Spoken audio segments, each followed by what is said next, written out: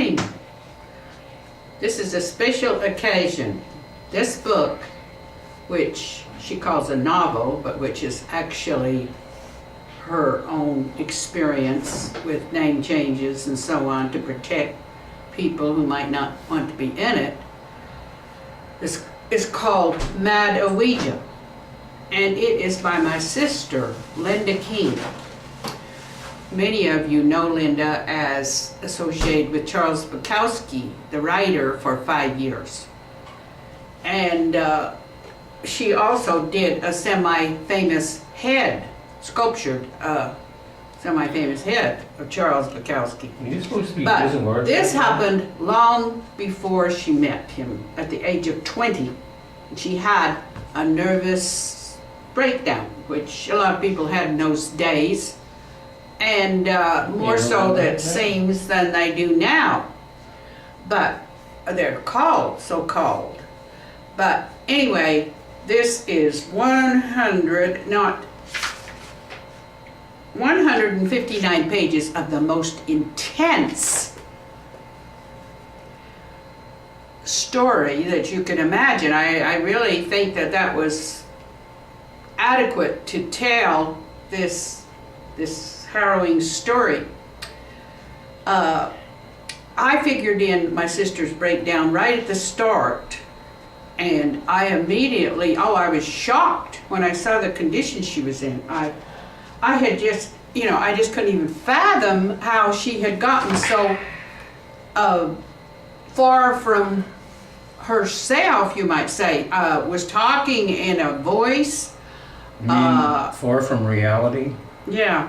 And I just turned to my other two sisters who brought her to where I was living in Page, Arizona, which is up close to the border. And she lived in California, and the last I heard she was down in California, and here she was talking in a voice, a deep booming voice, and talk about total shock. I just turned to my sisters and I said, how long has she been like this?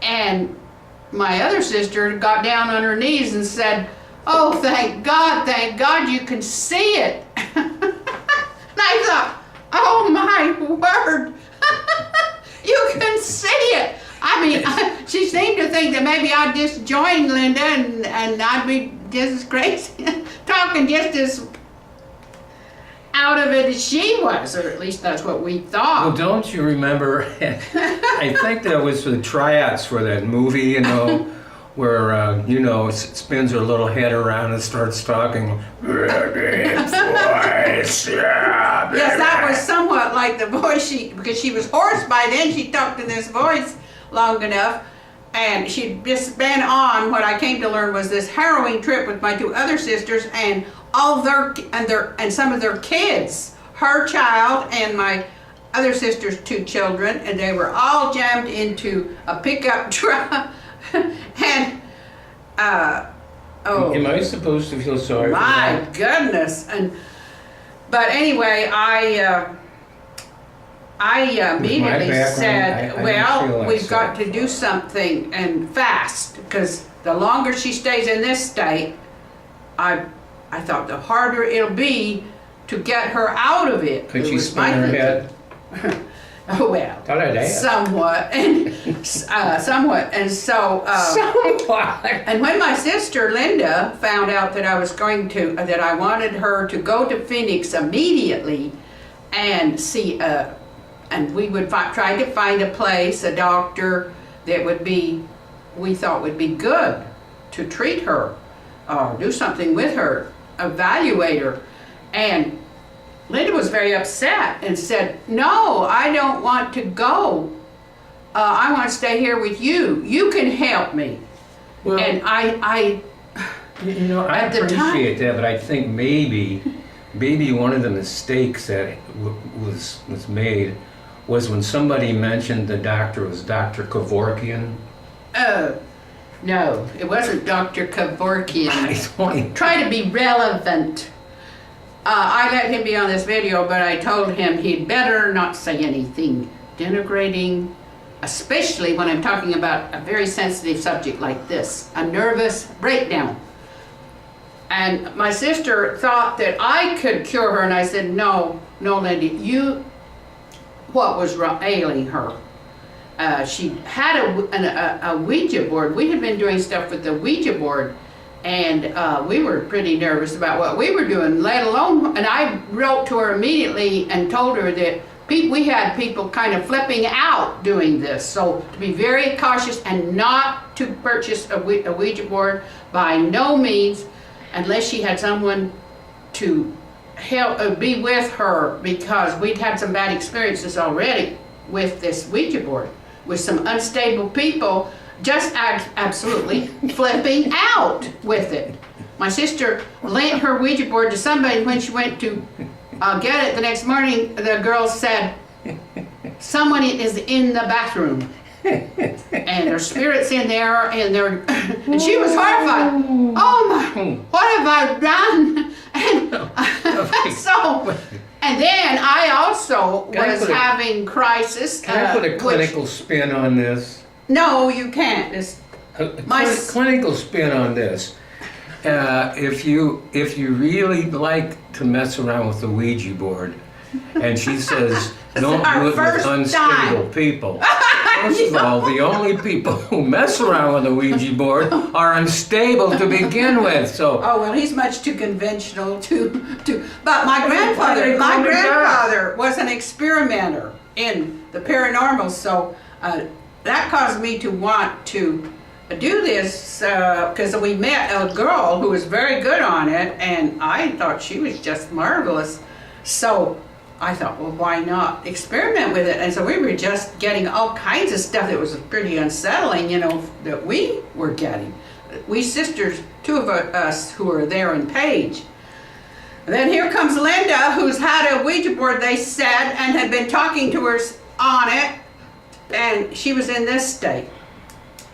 Well, let me tell you, that dealt the Ouija board activity a terrible blow. We hardly even got anything after that. But anyway, I always had my husband to contend with, who became very violent when he was drinking. And I told Linda, I said, Linda, no, there's got to be other people involved with this. So, her two brother-in-laws agreed to take her to meet my mother and dad, and they took her on to Phoenix. And my sister, who was a nurse who was with her, investigated and sent word that there was a doctor down in Phoenix that had a good reputation, a psychiatrist, and if Linda didn't go to a doctor when she got there. Instead, my dad took her to the horse races. I suppose because he thought. I have known over many years, ever since I got out of college, and even then while I was in college, some people who think they know it all because they're psychiatrists, which they can deal out drugs, are a psychologist who study, and are the wonderful Freudians, which are trying to interpret what's going on. And then there are the Ouija board people. Those are the ones that I never could get that. See, when I was... Well, listen to this story. You don't even know what happened. My dad tried to do therapy on her by taking her to the horse races. But this was inadequate. She got very nervous at the horse races, and finally she thought, well, I'll go to a doctor. Well, what do you know? My sister would pick out a doctor who gave more electric shock in his own facility than anybody. But she didn't know that at the time. She thought, she went willingly into this facility to be treated because she thought that since she hated the very thought of electric shock therapy, she would not be given it because she wouldn't agree. And so she went in there, didn't she? And she said this psychiatrist would hardly talk to her. He only talked to her about 5 or 10 minutes. And pretty soon, all the patients in there knew more about her than he did, by far. In fact, Linda went around much like I did, and tried to cure all the people that were in there. she was challenged by the situation. Well, you've got to admit it. The only difference between a psychiatrist and her is that psychiatrist has credentials and he can prescribe heavy-duty drugs to people. But then they prescribe heavy-duty electric shock treatment. I don't think they do that much. I don't know. It's very mysterious. We don't know what they're doing. We don't know what they're doing, but in those days... What do you mean we don't know what they're doing? Linda found out that her husband, that she was kind of fighting with at the time, and she just had a baby, her first baby, not too long before that, a couple of years, almost 2 years. And I think her child was nearly 2 years old, or maybe 2. But anyway, her husband and she were fighting, and he signed, at the recommendation of the doctor, for her to have electric shock treatments. One more reason not to get married, folks. Trust me, one more reason. And when she found this out, oh my word. And her description of her electric shock treatments is enough to make you shudder and lay down this book, because I was determined, absolutely determined, to get out of electric shock, even if I had to die to get out of it. And that's exactly what I did. You died? I willed myself to die, and when I thought I'd sufficiently died enough after I quit breathing and was semi-conscious for 4 hours, when are you going to the come doctor back? was impressed, finally, and he said that he would not give me electric shock treatment. I'm probably one of the few people in the world that backed the doctor down and said, "You will not give me electric shock treatment." Well, I got out without it, but I was very, very sick and weak from having willed myself to die to get out of it. That's the only way you could get out of it. They would drag you in there no matter what. I told them something was wrong with me. I had chronic fatigue. Shut her off. Yes, well, this is my video, so you shut up. So I might get violent, What? You might get former violent. mental patients are nobody to contend That's with right. and irritate. Boy, you and your sister together must be deadly. But anyway, I told them I had chronic fatigue. Something, was wrong with me. They didn't believe me. And this is probably why I was able to will myself to die so easy. I was right at the verge of having one of those attacks. But my sister, my poor sister, they drug her in there and they gave her six, totally against her will, totally feeling like these were not doing any good. They were sadistic, cruel, barbarian treatment by this doctor who she's still mad at to this day. She calls him Dr. Behind and told him, "You're a jackass, doctor." Dr. Behind? And is that short? But anyway, my dad, that I didn't really know about this, my dad went down after 6 shock treatments and demanded that the doctor release his daughter to him. The doctor didn't want to. He wanted to give her more electric shock treatments. But my dad wouldn't leave until he got his daughter. So my dad finally kicked in. I know he came up while she was in there, and he said she was getting electric shock treatment. Well, he left town, and when he kept passing me, I said, "Daddy, what in the God is she getting electric shock treatment for? Who signed? Who signed?" 2-minute warning. I spilled coffee. I was totally upset to think anybody would give it to her since she was so opposed to it. I said, can't they just let her alone and see how she recovers with everyone talking to her? That's what she needs. She needs talking to, Daddy. She does not need electric shock. And it's crazy to give it to her.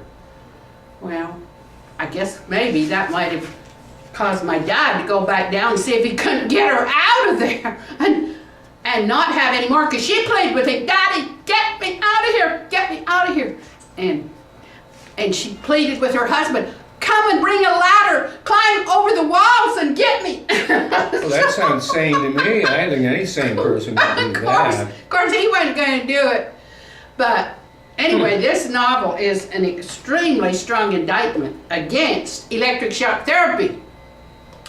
The idea that a doctor, not even talking to you, know nothing about you, can turn on a little switch, give you electric shock, and you have been dealt an expert, a great cure.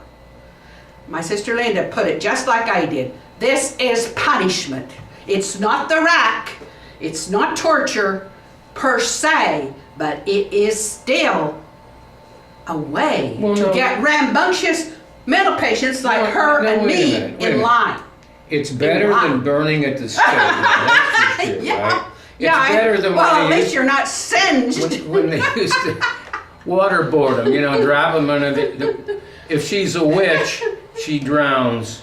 No. If she's a witch, she comes back up. If she's not a witch, Ways she that women drowns. have been So treated. figure that one out, folks. Treated very, very shabbily. She, as far as I'm concerned, was treated just the opposite of what I wanted to have happen Okay, well, time's up. a facility like that. Well, she got out and she lived and she thrived, never returned to a mental hospital, never saw a doctor again. She didn't trust him. But she lived to write this book. And I wasn't able to lay it down once I started reading it.